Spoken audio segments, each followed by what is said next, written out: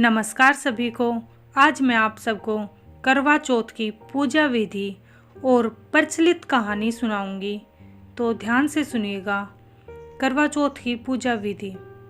करवा चौथ पूजा करने के लिए घर के उत्तर पूर्व दिशा के कोने को अच्छे से साफ कर ले और लकड़ी की चौकी बिछाकर उस पर शिवजी, माँ गौरी और गणेश जी की तस्वीर या चित्र रखें। साथ ही उत्तर दिशा में एक जल से भरा कलश स्थापित कर उसमें थोड़े से अक्षत डालें। इसके बाद कलश पर रोली अक्षत का टीका लगाएं और गर्दन पर मोली बांधें। 3 जगह 4 पूड़ी और 4 लड्डू लें। अब एक हिस्से को कलश के ऊपर, दूसरे को मिट्टी या चीनी के करवे पर और तीसरे हिस्से को पूजा के समय महिलाएं अपने साड़ी या चुनरी के पल्ले में बांध कर रख लें।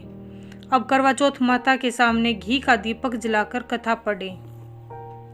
पूजा करने के बाद साड़ी के पल्ले और करवे पर रखे प्रसाद को बेटे या अपने पति को खिला दें। वहीं कलश पर रखे प्रसाद को गाय को खिला दें। पानी से भरे हुए कलश को पूजा स्थल पर ही रहने दें। चंद्रोदय के समय इसी कलश के जल से चंद्रमा को अर्घ्य दें और घर में जो कुछ भी बना हो उसका भोग चंद्रमा को लगाएं। इसके बाद पति के हाथों से जल ग्रहण करें। इससे आपकी व्रत पूरा होता है। तो अब मैं आपको व्रत कथा सुनाऊंगी, जो प्रचलित व्रत कथा है वो। चलिए शुरू करते हैं। एक साहूकार के एक पुत्री और 7 पुत्र थे। करवा चौथ के दिन साहूकार की पत्नी, बेटी और बहुओं ने व्रत रखा। रात्रि को साहूकार के पुत्र भोजन करने लगे तो उन्होंने अपनी बहन से भोजन करने के लिए कहा।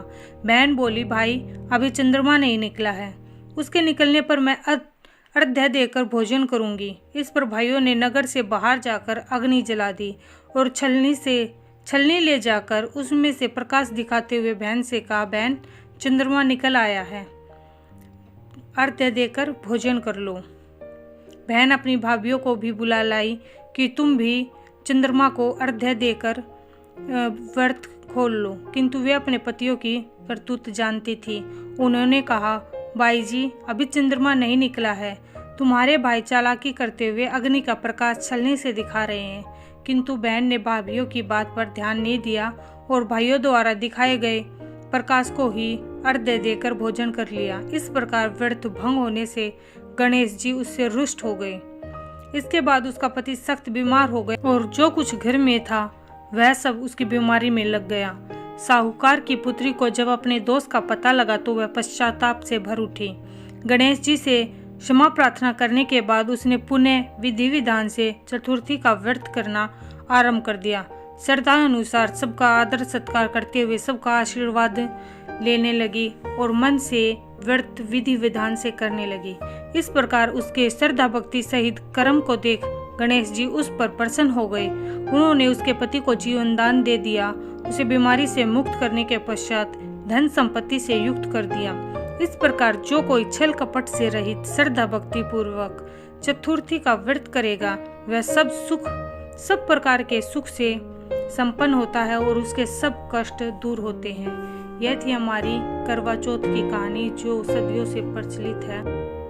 करवा चौथ की एक कहानी ये मैंने आपको सुना दी है। अगर आपको दूसरी कहानी भी सुननी है तो वीडियो का दूसरा पार्ट देखिएगा, क्योंकि कहीं कहीं 2 कहानियाँ सुनकर ही व्रत को खोला जाता है। तो अगर आपको मेरी वीडियो अच्छी लगी हो, मेरी कहानी अच्छी लगी हो, तो प्लीज़ मेरे चैनल को लाइक, शेयर और सब्सक्राइब कर दीजिएगा। धन्यवाद।